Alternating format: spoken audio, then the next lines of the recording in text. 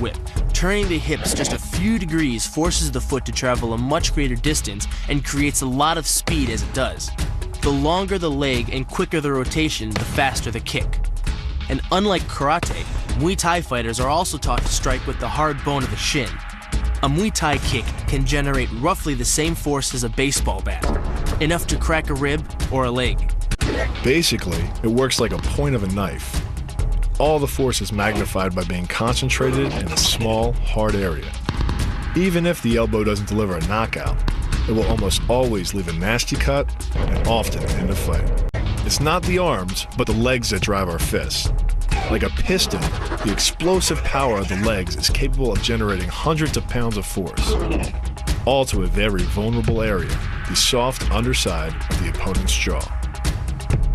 Like the Hanuman move, the flying knee relies on the explosive power of the legs. But rather than spread the power of our blow over two fists, it concentrates it into the spear point of the knee and combines it with the force of gravity. It's the equivalent of hitting our opponent in the chest with a sledgehammer. The hyperextension of the elbow, created by pulling back on the locked arm, virtually ensures that he will be taken down. The knee strike to the wrist dislodges the knife and further loads the elbow and shoulder. The technique can easily result in damage to the elbow joint, the tendons of the rotator cuff, or even a broken arm. The key to this move is turning your opponent's lower arm into a lever. By grabbing his arm during the initial attack, you set up the lever such that direct loading to his elbow joint is achieved. Once the elbow is locked and loaded, you can pull a much heavier opponent off balance by simply lowering your center of weight. With practice, the ninja can hit his intended target from distances as great as 45 feet. At impact, that's more powerful than a Major League Baseball pitch. This move is more about timing and precision than power. Instead of hacking through the limb, the first strike imparts an injury just a few inches below the elbow. The sword's razor-sharp blade easily slices through the soft tissue of the attacker's arm. This opens up his defense and provides the ninja a clean opportunity to deliver the kill stroke, a powerful shot to the top of his head. The move works by using your opponent's own body weight against him.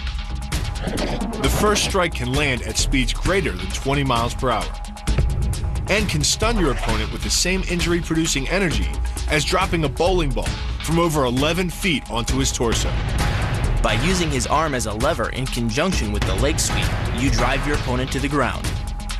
Once he is on the ground, you follow up with a devastating strike to his face. The secret to the move is wrist control.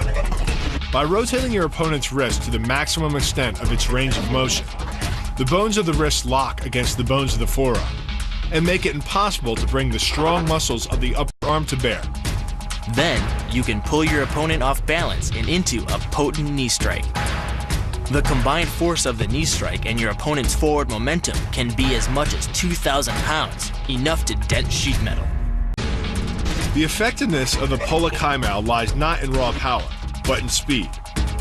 By relying on your triceps to snap the strikes forward over the elbow, 3 blows can hit in 7/10 of a second. The final impact of the strike to your opponent's face can deliver as much as 175 watts of power, more than enough power to stun him or crush the cartilage of his nose. You then add insult to injury, firing one last shot into one of the most sensitive regions of the body, the groin.